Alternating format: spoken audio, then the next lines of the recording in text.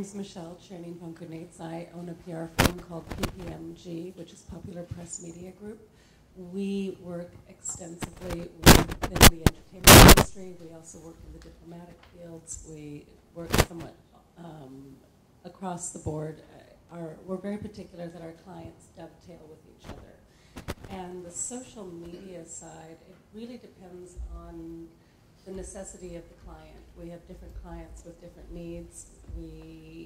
In terms of who and how we've grown as a company, the social media I started it using myself as an example and started to build my own social media. The way that I found it the most useful is in terms of building the reputation for our company, and that was one of the most useful devices. You have the ability to control your message. You have the ability to broadcast your message. You have the ability to be as clear on your message as you wish to be, and you have to be concise with social media if you base everything on 120 characters or less. So we do quite a bit of that. My fiance is sitting in the front row, and he's a good example. Bo Roberts is an actor, just came off of the movie 300, Rise of the Empire, and he's been on the cover of a zillion magazines. He's got 100,000 followers in social media, on Twitter, close to that. And using him as an example, he constantly, we're almost on a daily basis, our firm is contacted, whether it's about Bo, or whether it's about Billy Zane, or whether it's about any number of the celebrities or actors that we work with. The studios call us to say, what is their social media? Can you tell us what their following is, what their clout is, how much of an impact they have on their audiences, how much their audiences listen and respond to them. If Bo puts a picture up on Instagram, it takes about half an hour, and he has about 300 to 500 likes on a picture. Other people get 1,000. I get 12. So it really depends, but in my world, it's diversified. We represent the country of Ecuador, and what we say about, there's somebody from Ecuador right there. What we say on behalf of the government and what we say on behalf of the Trade Commission is very different than what we would say on behalf of a celebrity criminal attorney that we deal with, because of course we're liable for anything we would say on their behalf. So it really depends on who your client is and what their needs are. Thank you. Jason, how has social media helped you get to where you are right now in your career? How is social media? Well, I'm passionate about inspiring, empowering, and informing entrepreneurs and startups. Those are my primary avatars, or individuals that I'm passionate about serving. My Jason Okuma brand, I've been 22 years speaker, trainer, coach, advisor. The last 3 years, my brand has turned into an influencer. A lot of that is credited to social media. I'm also CEO, founder of Jaggy Inc. It's our consulting firm in Beverly Hills. We're one of the go-to sources for all the tech startup explosion happening in Southern California. And then I'm the VP of Business Development for PMBC Group, with a top tech PR firm on the West Coast. So I share that quick background because it supports my passion for serving and supporting entrepreneurs and startups. In regards to your specific question about social media, it was a game changer because I was one of the early adopters. 2003, 2004, I started engaging on the personal consumer level and then business. I was one of the first to start teaching and training methodologies for business to business through social media when people were on MySpace trying to figure out what this is. I was generating leads and doing good. So YouTube came out. They had no clue what we were doing with SEO keywords. Today they're called growth hackers, which work with me, or I support our efforts. Back then they're called internet marketers. So you guys ever hear about like Uber or Airbnb or any of those kind of? Have you ever seen a commercial or an ad or like a billboard? No, but then there's millions and millions of users, and that's what we do. So user acquisition, especially when there's big money at play, venture capital, finances. They're not into the, oh, look at me, I was in the magazine. How's it going to move the needle? Force valuation, create wealth for a lot of people. So with social media, I'm curious. I'm always curious, and I'm a #1 student. I will never went to traditional university, but I've invested hundreds of thousands of dollars in my own personal education. My teachers have several billionaire and multimillionaire influencers around the nation, and I learned at a very young age to understand people skills. I'm originally from Hawaii, so I'm naturally very social, and I just took that to the online place, and I wasn't trying to be interesting. I was being more interested, and it was and I utilized that online now to serve, support, inspire, empower, and inform the people, and that people get authenticity, not just like putting a picture up for a like. Well, no, how's it going to move the needle? Is it branding yourself? Are you serving? And whatnot. So from 2004, and then in regards to the credibility aspect, 2004, 2005, so anyone that comes to LA that's in the know, conferences, businesses, money, I'm usually the first guy on their speed dial to reach out to. So when you position yourself, utilizing social media, from a branding standpoint, I'm a huge advocate on attraction marketing, and it's when you understand and learn very quickly, which I advise. I truly believe there's a lot of students in here. Or is this all like your college, university students? I wish that the universities would require in freshman year just basic fundamental social media best practices and how to utilize it in the marketplace, because if it's not this job, it's that job. It's very critical. So it's helped me exponentially to continue to thrive in the spaces that I serve. Thank you. Eric, you have more about 15 years of experience in digital media, and you are the CEO and also founder of Everbit, a mobile-first publishing system. How has social media helped you get to the level you are right now?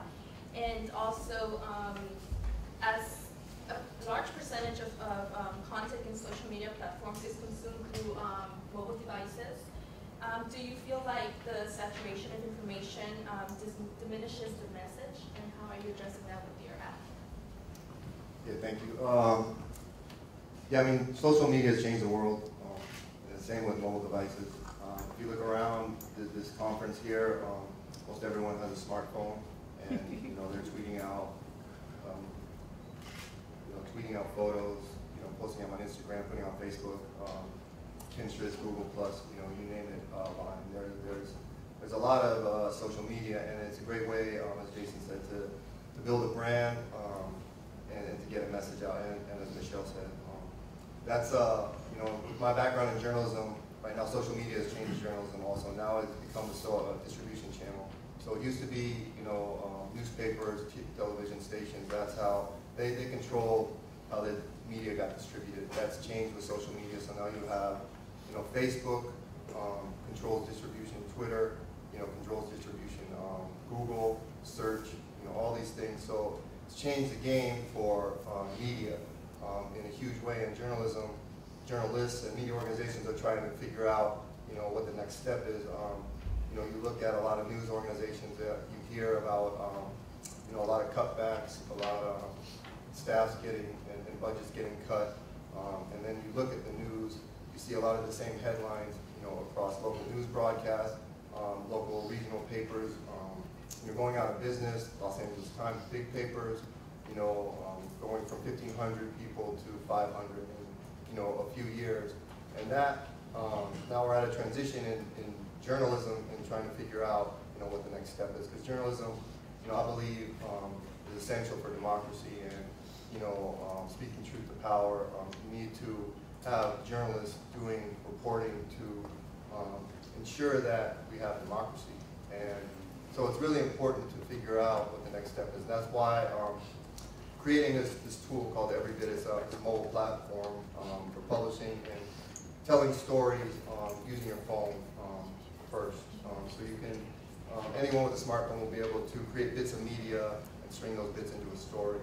And I believe the future of news and a lot of other journalists do that is going to be much more collaborative. You already see that a little bit, when a news broadcast or something will, ask for user-generated content, send us your photos, send us your videos, you know, that's using you know, the crowd to source content.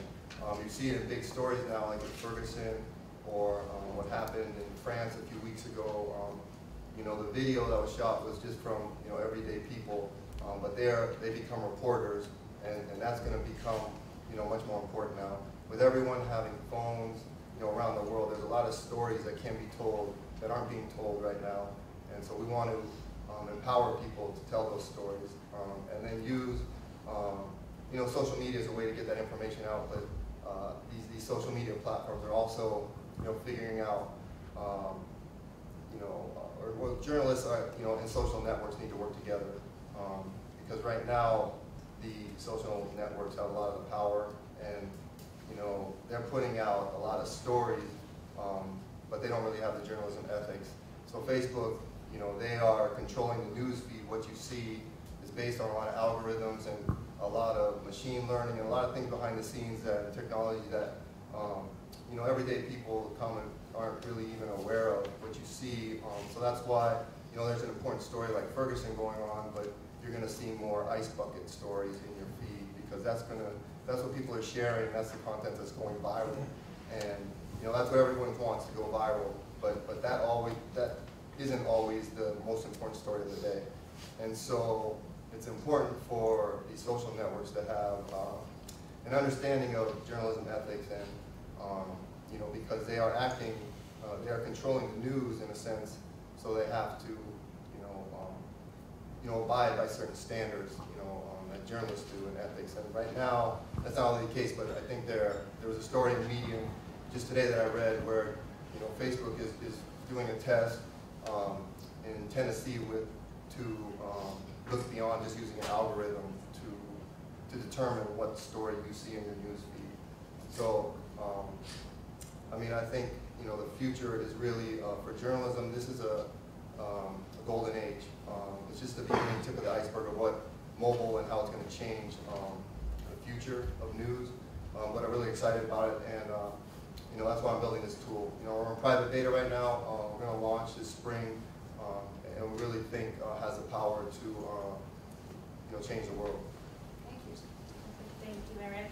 Mary, you're a college student majoring in public relations. How are you using social media to build a powerful personal brand? And I actually would like for the rest of the panelists to kind of advise our audience on that a little bit later. But, hi guys, I'm Mary. Actually, speaking of social media, I'm referring to notes, so don't mind if I look down every once in a while. I found a quote on Pinterest that says, a brand is no longer what we tell somebody, it's what clients tell each other. So we're so busy dealing with I'm in PR, so we're so busy dealing with our clients and managing their social media and whatnot that we tend to forget about ourselves and how we represent ourselves on social media. A personal brand isn't just a logo, it's not the Nike sign, it's not the Apple sign, it's how your future employer or whatnot is going to see you. So a few pointers would be, I guess, to keep your reputation. Don't put pictures on social media that is, I guess you wouldn't want your mom to see. So, and don't post, if you're going to post anything that has to do with your career, like marketing or public relations, you post a quote or whatnot, and then you post a picture of you at a bar, or I guess in not motherly photos, and then it's just not going to sync. So it's not obviously your future employer is going to look at it, so it's not a good thing. Google yourself. Google yourself every, I guess, 6 months. Figure out what's on Google, and if you see something that isn't what you would want out there, start editing.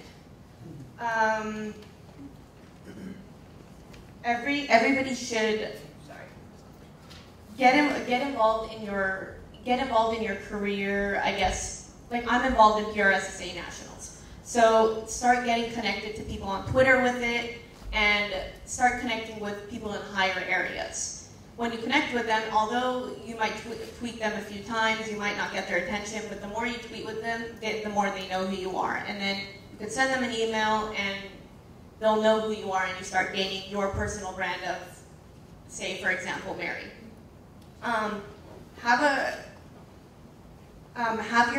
Have your skills on your social media. That's your personal brand. Ultimately, your brand is your skills and what you're good at. Everybody's going into this industry, and it's a dog-eat-dog world, unfortunately. So you have to put out there what sets you differently from everybody that's graduating and everybody that's applying for the job. So put your skills out there, and if you have a blog, start a blog. If you don't have a LinkedIn, start a LinkedIn, and put it all out there. And keep the same name for all your social media outlets. If it's all different names, you're not going to know which one to search. If it's if it's different names, you're not going to know what to search. And if you have a Twitter, you have one personal one, have one professional one, just in case. We're all college students, so we know how that goes. Most importantly, network on social media. Network. LinkedIn, on Twitter, and everything. Networking is the most important. What you guys are doing right now is pretty much networking, and I'm hoping after you guys leave here, everybody on the panels, you'll add on LinkedIn and Twitter, right? If you guys don't have a LinkedIn, get one. If you guys don't have a Twitter, get one. But yeah, that's pretty much it. That's how I branded myself. I put myself out there. I've connected with people in more higher, I guess, levels. You are in the lower level of your career right now, but the more you keep in contact, the more you do everything that's branding yourself on social media, you'll probably get to a better level. Pretty much it. Thank you, Mary. I just want to add one thing to that. I mean, those are great points. And I think the key right now when you're in college is just hustle. I mean, and that goes on throughout your life, no matter what stage you are in your career. You know, the more you hustle and the harder you work, the bigger your brand can become. I know that goes with networking, hustle and networking. And over and above that, it's one of the other things that we do, we found with all of our clients, with the three of you, I'm sure could answer to that, is ensure that absolutely everything is for your own brand or whoever you're working with. It's your same name right across the board. It's not variations or aberrations of it from Twitter to Instagram to LinkedIn. I don't know, you deal with these clients much more probably than I do, but we have changed. I know that mine is the same on absolutely everything, and we've moved all of our clients to the same philosophy. So if you don't have that, I would suggest it. Thank you so much. And I'm going to ask the following question, and it's open for the panelists to answer them. The following question is, what experience do any of you have when it comes to public concerns on social media, and what's your approach to responding to negative public opinion? Do you want to start, Mary?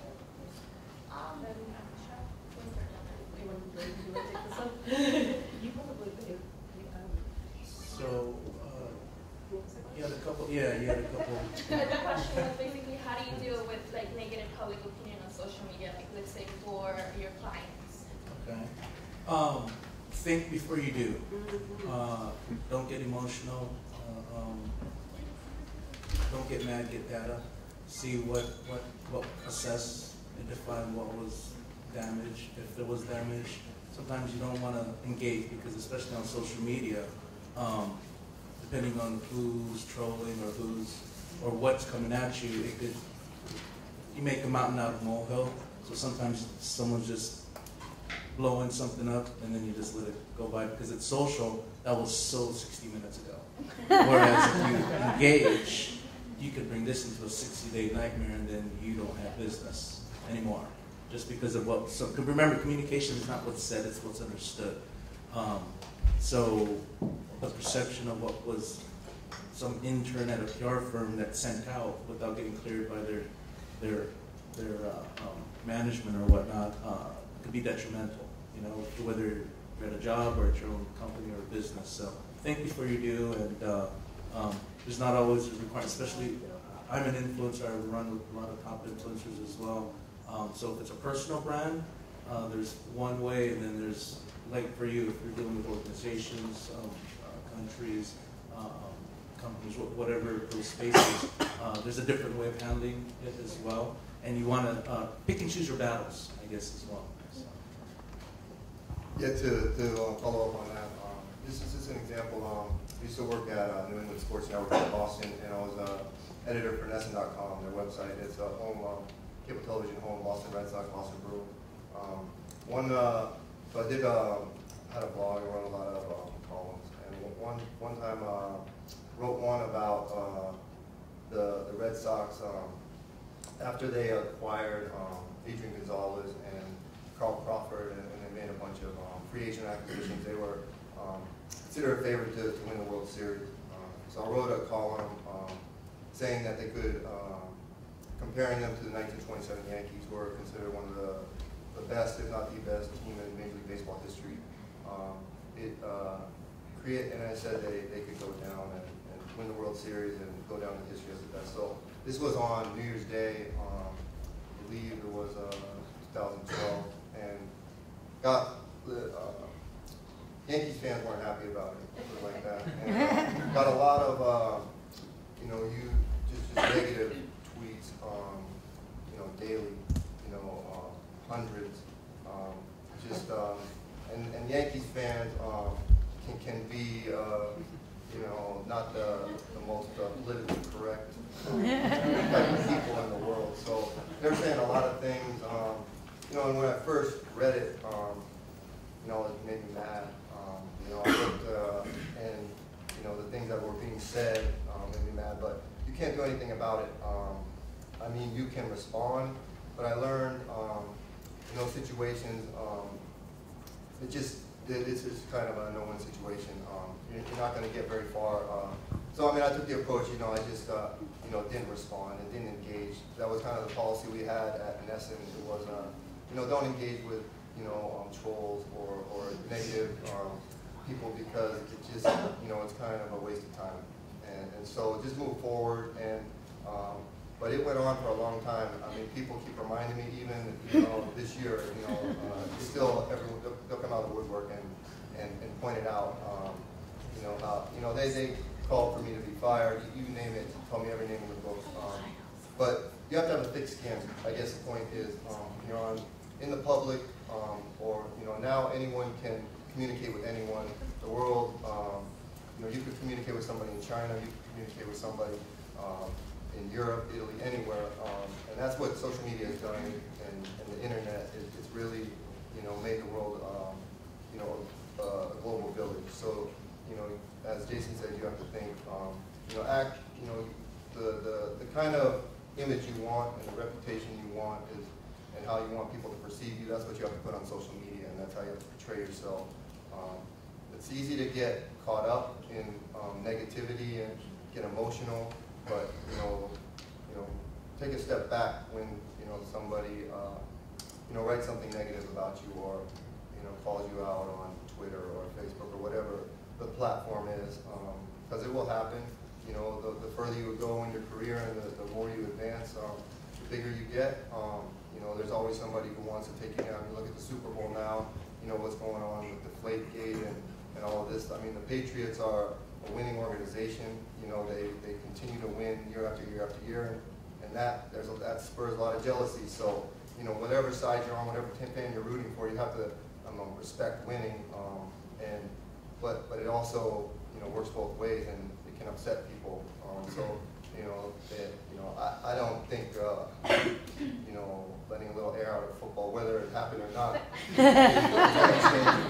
it's going to change the result of that football game, and it can have anything to do with it. But that story continues, and the way the Patriots handled it, I thought was really, really good. If you heard Roger Goodell's press conference yesterday, the way the NFL handled it, I don't think was as transparent as it could be. There's always going to be opportunities to handle situations every day, and I just think be smart, and that's how you can succeed. Thank you. Following question I'd like to ask is wanted to ask you to share the strategies that you have when sharing information on social media. Different platforms call for different strategies. I guess you would say you would have. I know it's different platforms are in different strategies, but you would stick to the same content on pretty much everything, unless it's a professional, your personal account, then I guess I would say stick to the same content on everything. That's pretty much it. I'm sorry, I just got hit with this question just randomly. Does anybody else have suggestions on how to, what type of strategies and tactics you guys have for sharing content? Before you play a game, know the game, and same skills, different playing fields. If you're a vegan and you hang out with filet mignon eaters, you gotta communicate and engage and resonate. So if you're on YouTube, heavy video, heavy visual, different play than Pinterest, and Twitter is for discovery, Facebook is for development, there's storytelling with the video sites. Then there's the attention factor. You got 6 second, the Vines. Then you got Instagram with video, and then YouTube, and then now Twitter. I don't know if you guys are familiar with Twitter. I'm killing it with Twitter. With Twitter video, are you guys familiar with the new Twitter video that just launched a couple days ago? They released it to blocks. Everybody should get it eventually, and then the group messaging. So if you're highly engaged and resonating on Twitter, then know the audience on your different platforms, because I have people that totally are with me on Facebook that are not on Instagram, and it's kind of, it's teach their own, but you have to be aware, this is you, this is your personal brand, and at what touch points, what engagement, what's the culture, I guess, so that you can resonate and then clearly communicate so what you are putting out there, they're actually receiving, comprehending, and moving the needle with your objectives. I would concur with that. We have clients, so I don't know what everybody's screens look like, but these are all my social engagement platforms personally, this entire page. Lots of red dots. And it really depends on where your client is, what the message is that's specifically designated for them. You're going to have a corporate voice on LinkedIn. You're going to have a more social voice, but with everything that we do, and I don't know with everybody on this team, everything we do has to have a call to action. That's right. Ultimately, we want to drive bodies into the theater. We want to have people come down and visit Ecuador. We want to have people go to the Dominican Republic. We want to have people use legal services. It doesn't matter, inconsequential, I'm just making other things up. We want actors to become movie stars. Like, it's within this context, there's always a drive and always a call to action. How I speak to you in an informal setting like we are right now is going to be very different as to how I may speak if I were standing in front of the UN, or if we were hanging out at a pub. I actually may not speak very differently, but it really resonates to who your voice is. And you should really have, this should be on every, for all intents and purposes, yours is, I'm sure, far more thorough. I beta test absolutely every possible new program that's out there. My handle is MCBCM, and you can find it everywhere. I've tried absolutely everything, and you have to be part of the exploratory, and a part you constantly have to learn, because fancy was big for 30 seconds, and literally in the world that we live, and everything has come and gone. How many people have fancy accounts? You should know, but this is where you need to be. You need to be constantly learning it, because every single one of these represents an audience that you can capture. And if you get one champion from one audience, that one champion, you get one social influencer that will then in turn resonate. I'm one of the social influencers in the entertainment sector for Twitter as well, or in cloud. And we are constantly picked to do different things. And I'm not at the level that the rest of the team is at. So if somebody comes to me, they're anticipating I'm going to be able to get it out and disseminate the information. And that's what every single one of these platforms represent. And that's where if you get one champion can be worth 1 million people. Quick, just add on. To understand the different cultures, on the different platforms, but also it's so critical and key to be authentic, because that's the challenge when you do elevate and actually have some clout, have some influence. People can tell if it's an intern tweeting from your account. Because the vibe or the tone, that's not what Jason would say. You know what I mean? However, maybe the way it was communicated on the different platform resonates, but that's like, because I'm from Hawaii, so I have like a lot of broken English, and in my writing, I write like how I talk, and it's all good. Billionaires call me because they get that I'm not trying to front or be someone I'm not. I get stuff done for them, right? So whether that's on any of the different channels, I'm aware of the playing field, but I don't. You have to be authentic. It's huge. And then if someone wants to start, which is huge, start ripping off your content, and it's all good. You just keep pushing new content, and then they know, oh, that's something that so and so, that's her style, or so it's kind of cool to be the bar that others would go after. Yeah, absolutely. Authenticity is essential. The other thing about social media, I just want to make the point, is it's allowed, created all this information. But it's also created, can create some misinformation. So when you just have to be careful, when you're retweeting things, or consider the source always, when you're getting the information. Where is it coming from? Is it a reliable source? Is it a trustworthy source? Before you, take it as fact, or just always consider the source, because when in Ferguson or these big events, Sandy Hook, when there was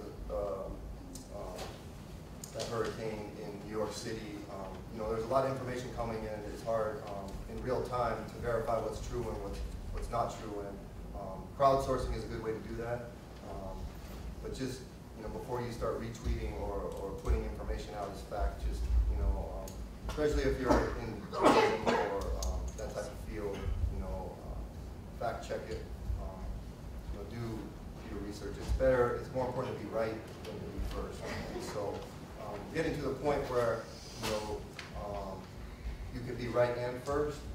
You can be right fast, be correct fast, but you just want to make sure you are. I'm just going to add one more point. Previously, we had spoken about how to handle the situation of negative media. We represent a filmmaker, and he has about 200 film credits to his name. He's shooting 35 movies this year alone. And what I found working with this particular individual is there's quite a bit of negative press from various sources that are not necessarily pleased with the position that he's taking in the industry. And what it also gives you, if you analyze the negative press, it gives you a wonderful platform to learn how to respond. We also had, again, just because he's here and I get to pick on him, Bo was in this movie 300, and Time Magazine did an article how, as the Spartans, the men of 300, gave unreasonable physical expectations to the men of America. So they had a picture of him in loincloth and really nothing else, and said that was the negative expectations. What we utilized that was we flipped it around and said, we use this as a platform to say, if somebody cares and they've worked out and they have a healthy regime, these are not unreasonable expectations. He used himself as an example to say, I came from 195, I came from being much bigger, it took dedication, it took health consciousness, it took all of these things. Well, that ended up getting picked up by Men's Health. It got picked up by a litany of media outlets right across the board, and he was featured on 5 different television shows. He was, just because then the discussion about health. So what you can do is you can take all of the negative feedback that you're getting, hear what the message is through it, and then use it and flip it on its side, and use it as a platform then to go to speak on. I was going to mention one thing that I didn't get to mention earlier about the negative feedback and whatnot on social media. Make sure if you're working with your client that most of these celebrities don't tweet or post stuff for themselves. Some of them do, but most of them don't. But when they do, make sure they don't tweet something out of the ordinary and then delete it, because that person, and somebody will have a snapshot of it.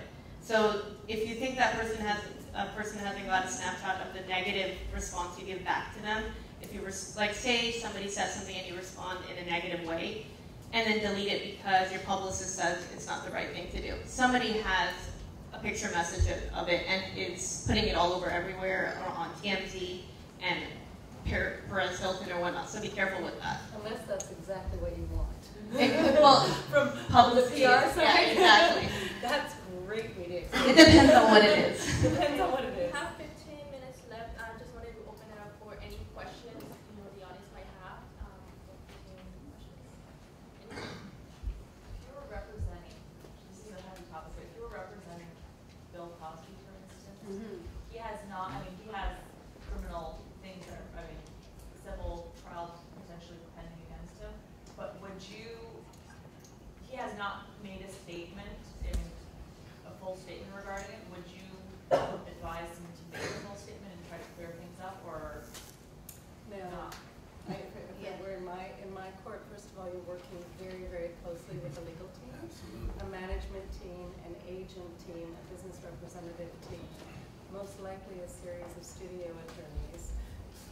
I'm sure at this point there are at least 20 people on Bill's team, that everything is, he's just the smallest fraction of what the situation is now, because there's a lot invested in the empire that is Bill Cosby, his brand. So you're looking at recordings, you're looking at television, you're looking at licensing, you're looking at residuals. I mean, right across the board, it impacts the actors union. I mean, it literally goes so deep. So no, because it's not just a personal decision. Right, you're making, and you're also, what is impacting, what really has come into, what has come into the courts is social media has come into the courts. So anything that is put forth on social media is going to be used against you, inconsequential if it's positive, and there's really no statement that he could potentially make that would clarify the situation. It has to, ideally you let, and this goes back to the negative side, if it's negative, sometimes you just let it play out, let it burn out, and then see what embers are still burning, and then you pick those up and you deal with those on a one-on-one basis. Clearing the internet and doing a sweep is a whole other situation, which is another topic to get into.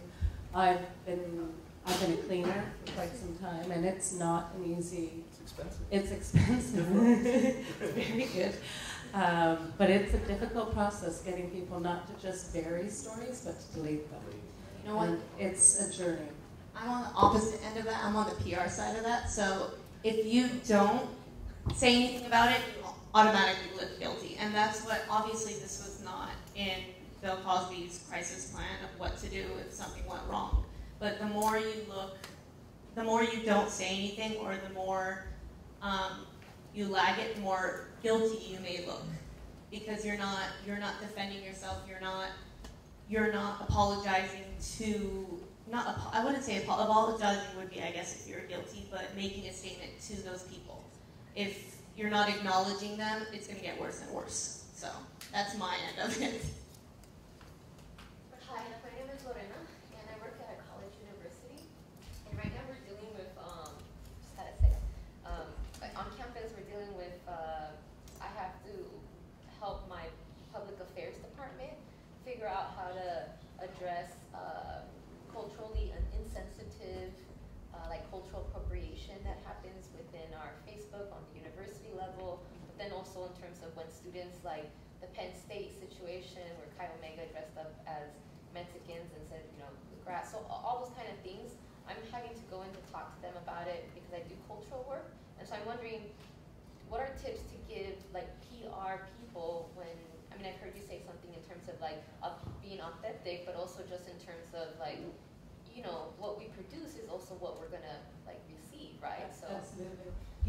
That's not something that we could sit here and advise on. I mean, it makes us legally culpable for what we're going to say, number one. Number two, you need to build out a strategy that's going to ensure that you have a voice of non-bias and ensure that you have a voice that yet is still encouraging. I mean, I don't know, in my world, we deal with a few educational institutions, and ensuring that there's positive reinforcement in the activities, in the educational activities, focusing on, and I use the phrase loosely, non-denominational, not any, the aspect of education is not born of race or religion unless you're in a theological discussion.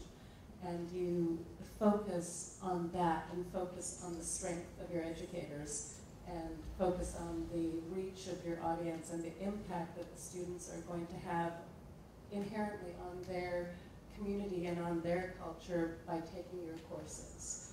That, as you flow through, as the educational message flows through from the school to the student to the community, that's your message of strength.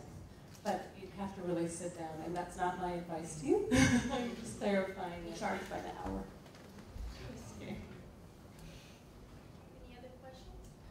My question is, I find in terms of social media, being concise more of a challenge. It's easy to kind of say what you want to say in a long paragraph or something. So how do you guys deal with that? How do you make it like short and sweet and appealing to people? Practice. I copy him. And practice, like anything in life and business, seek after the loosely term mentor, but it's very simple. Find someone with the desired result that you want and model after that. So someone in your space accomplishing the results in their career or business or life or whatever, how are they communicating? How are they, like, bullet point snippets, like how the heck did they just make an explosive tweet with like so little, and here I want to give a big dissertation, you know what I mean? But then that's why you're not communicating maybe, right? Because you just want to get to the point, what is the action that you want to inspire, not force. Yeah, so it's practice. And again, that's just Twitter. Now go to Instagram and then LinkedIn, you got different allowed characters. So in Facebook, you got to write your whole story, you know. So it's just a matter of just practicing. But the way to practice, like with anything, model the masters. You don't have to be in direct relationship. Literally find someone that has the desired result or what you want to accomplish. Just study from them afar, and they can truly be a mentor from afar. I've done that for many years. And I just, for that reference, I do that as well. I literally have read his. And truly, if you see how concisely and eloquently and it just looks effortless, and it's so concise. But if you take a look at all, and if you take a look at all of his accounts and just start hearing how he uses his voice, it's amazing. It really is astounding.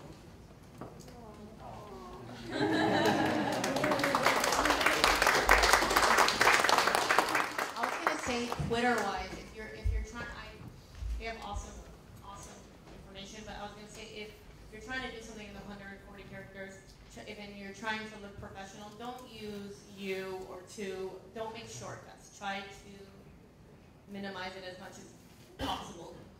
So, yeah. Also, experiment with different mediums. You know, text is just one.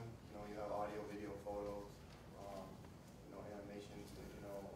As we get into future technologies like wearables and all these types, just experiment, get to know every type of platform and see what works best for you, because it might be something that, what works for one person might not work for another, so find what works best for you.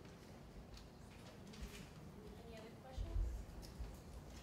Okay, and I just had a quick question on regards to measuring your results. How do you know something's working aside from the retweets and the likes? How do you know that it's reaching out to a person, to the audience, and they got the message? In the entertainment world, it's quite straightforward. If we push the needle on a television broadcast, if we get bodies into the theater, if we get VOD downloads, if the celebrities on our team get extra people following them, we're really more project-based, except for in the individual cases. If we can see a rise in the number of people traveling, whatever it is, we go by very factual numbers. We don't actually utilize the measurement within the social media retweets, any of those components. That doesn't impact our audience as much as it does the actual end result. You'd have to define what is success, because in regards to metrics, because you could think, oh, let's just get more followers, and they're like, no, we need more butts and seats. Like I'm one of the go-to guys for the large conferences, or getting people to places, even restaurants, businesses, hospitality. So that's if in life or as in business, the one that pays has the say. And if they say this is the metric, then you allocate all your resources and to serve that metric. And then you're producing results, and you keep doing that over and over, then you get known as producing results and not being a talker, which you don't want to be. So produce the results, and but if you want to get technical, yes, there's metrics, especially in the social space, and it's not just jumping on Twitter starting to tweet. It gets, I got data scientists, I got all these growth hackers, and there's all kind of, and in the business world, as you guys are going into your career, understand the fundamental skill sets, but it's a pay-to-play world. It's not free. First of all, time. You know how many hours I've invested over the years, and so it's a lot of time resource, but nowadays it's pay-to-play. Just to get on Facebook, if you're representing a brand or doing your own products or your own businesses, you have to do what you have to do. So there's mix organic, mix pay on the different distribution channels. So to answer that question, how do you measure? Well, then in each of these platforms and third-party proprietary softwares, there's solutions where you can measure the metrics, but then you have to define what is success per campaign, per project basis. So. And one thing that's changing in digital media, for a long time, it's been based on click. Whoever got the most clicks, that's what's led to the most advertising dollars. But that is changing because that model is broken and it's not sustainable. So, what a new metric that's going to be important is engagement and attention minutes, and how you can keep people engaged and on your site or with your content. The longer, and to do that is going to be not just putting clickbait or just a headline to get people to click, but it's going to be quality content that leads, that has context, that provides context and depth. And so I think in the future, quality is going to be very important. Before it was quantity, now quality is going to be very important. So this is the end of our PR and media panel. Thanks again to our amazing panelists and Mr. Martinez, Ms. Martinez.